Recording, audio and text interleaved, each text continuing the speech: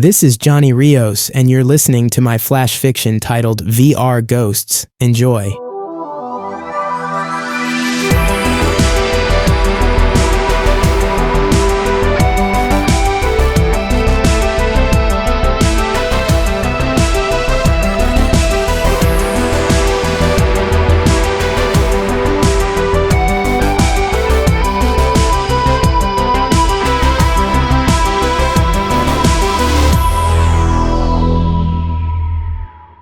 Gravel crunched under the tires as Professor Jonathan Mercer pulled the rental car to a stop.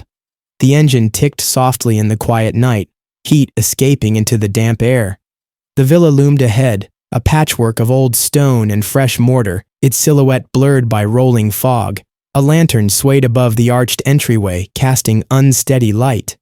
Half-dismantled scaffolding clung to one wing of the house, skeletal and abandoned. The renovations weren't finished. Jonathan sat there for a moment, gripping the steering wheel. His fingers ached.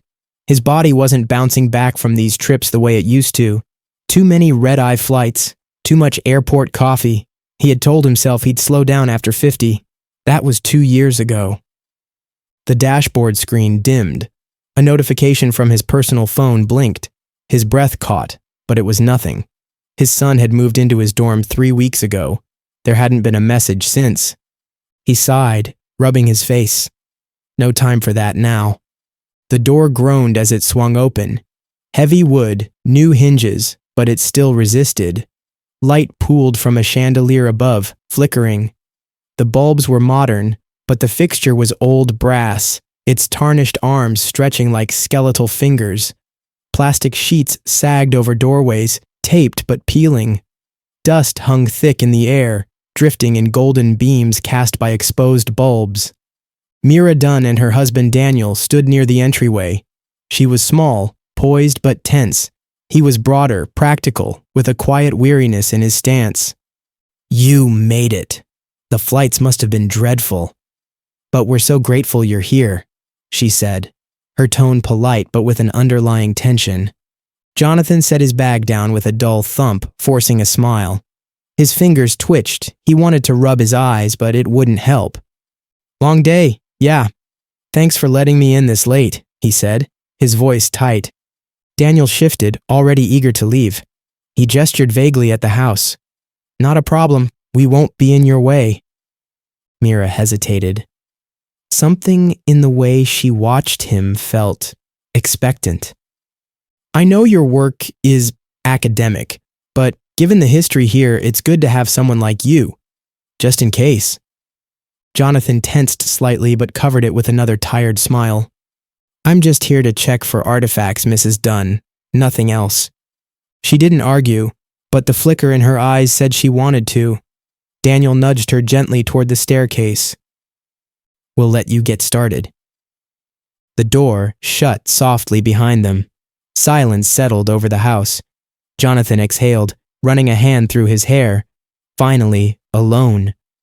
The villa shifted around him. Wood creaked in the walls. A faint draft curled through unseen gaps. The house, still in the process of being brought back to life, felt just as unsettled as he was. Jonathan unzipped his canvas bag, pulling out a rugged tablet. The screen flickered to life with a cool, sterile glow. He set up the LiDAR scanner, adjusting the tripod with practiced efficiency. A tangle of cables connected it to a compact power brick which hummed softly. He glanced at the screen, a sigh escaping his lips before he tapped the answer button. Alistair Vaughn's sharp features appeared, framed by the glow of a dimly lit office. His expensive suit, the soft hum of a distant conversation, the clink of ice in a glass, all seemed to add to the sense of cold precision that always accompanied the man. "Mercer," Alistair greeted, his voice clipped but polite. "I trust you're getting settled? The project is moving quickly. The team expects results soon." Jonathan rubbed the back of his neck, trying to shake off the lingering fatigue. "Just getting started. The setup's a bit more intricate than anticipated." He glanced at the scanner and the array of wires, the weight of the task sinking in. "It'll take a few hours to get proper readings." Alistair's eyes narrowed, not bothering to hide his impatience. "Of course. Time is of the essence, Jonathan. You're aware of the stakes here, correct? We need that relic. No delays. Jonathan shifted uncomfortably in his seat, his mind already racing with the technical side of the equipment. I'm aware, he said, his tone flat. I'm not here for anything other than the data. You know that. Alistair nodded, but the tension in his shoulders didn't ease. Good. The last thing we need is more distractions. I'll be in touch when the team's ready to move forward. We've already dispatched the recovery crew. Once you confirm the likelihood of success is above 90%, we'll proceed. Jonathan's fingers twitched. Understood, but if you're planning to send them in, you'll need the readings first. Alistair's lips tightened, but he didn't argue. We'll get it, Mercer. Just don't take too long. He paused, his eyes briefly flicking to something off-screen. And remember, this is important. For both of us. Before Jonathan could respond, the screen flickered momentarily as the call was about to end. Right, I'll get to work, Jonathan said before the call cut off. He exhaled, staring at the tablet for a long moment, the weight of Alistair's words lingering in the cold air. A few minutes later, another notification blinked on his tablet. On screen, Harper Quinn's face filled the screen, too close, her thick-rimmed glasses catching the glare. Behind her, clutter, papers, books, an empty energy drink can. Jonas Patel, on a second feed, scrolled through historical schematics with a headset crooked on his head. All right, John, this place is nuts. You're standing in the last known location of Count Adrien de Rochefort. Murdered, 1803. Body? Never found, Harper said, her voice loud and too cheerful for the hour. Jonas nodded, his voice quieter. His servant disappeared the same night. No records, no heirlooms recovered. If there's a relic, it's high value. Jonathan rubbed his temple, his fingers tracing a faint carving in the desk's surface. Initials, long worn. Violent history means stronger imprint, he muttered, his tone flat. A sharp ping from his personal phone. His breath hitched, but it was just an automated notification, not from his son. Harper grinned. And a better show for our ghost fixer. Jonathan exhaled sharply, staring at the screen. I'm not a ghost fixer, Harper. I track artifacts. Mira, unseen in the next room, overheard. A flicker of relief crossed her face. The room darkened as the scan initiated. The LiDAR scanner pulsed, casting soft red waves over the walls. The tablet screen filled with shifting energy readings. Beeps echoed.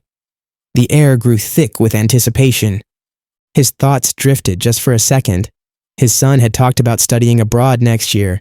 He wondered if he'd still be doing this, hopping country to country, chasing echoes of the past, when the boy finished school. Jonathan adjusted the straps of the VR headset, its sleek surface cool against his skin. He settled into the worn leather chair, the weight of the headset settling over his eyes, blocking out the world around him.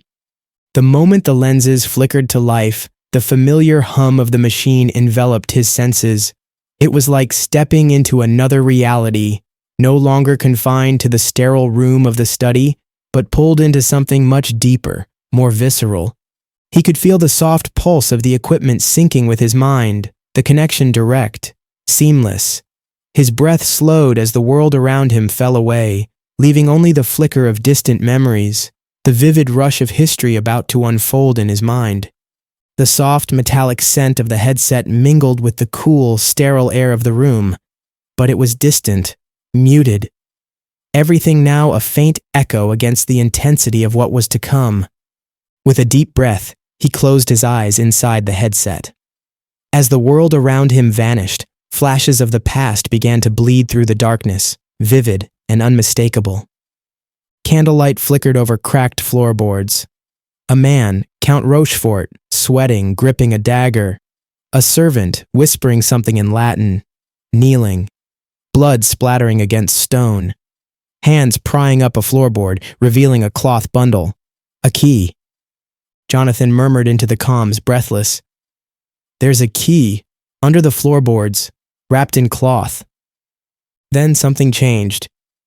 He saw a shadow in the room. Jonathan's voice quivered as he spoke. Someone else is here. not part of the past. Watching. The image warped. A deep, gut-wrenching pressure built, like something ancient stirring in the walls of the house. The machine warned, system overload. Jonathan gasped, yanked back to the present, his breath shallow, sweat clinging to his back. Alistair Vaughn's private recovery team was already en route. Mira, convinced the house was cleansed, smiled. "You've done it. The house—" "I feel different already," she said, her voice thick with relief. Jonathan forced a nod, but he didn't have the energy to tell her the truth. His personal phone vibrated. He received a new text from his son.